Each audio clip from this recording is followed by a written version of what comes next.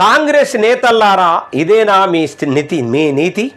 మరి పోలీసులతో అరెస్ట్ యాత్రల అప్పుడు బీఆర్ఎస్ను విమర్శించారు, ఇప్పుడు అదే తంతు కొనసాగిస్తున్నారు. అవును, పొలిటికల్ లీడర్ల మాటలకు అర్థాలే వేరు. వాళ్ళు చెప్పేటి శ్రీరంగ నీతులు, చొచ్చేటి వేశ్యగృహాలు. ఈ సామెత పొలిటికల్ లీడర్లకు చక్కగా పనికి వస్తోంది. ఇగో బీఆర్ఎస్ ప్రభుత్వాన్ని ప్రజలు ఓటుతో బుద్ధి చెప్పి కాంగ్రెస్కు అధికారం అప్పచెప్తే గీళ్ళు వాళ్ళలాగే పనులు చేస్తున్నారు. మరి ఆహా, ఎంత మార్పు, ఎంత పరివర్తన!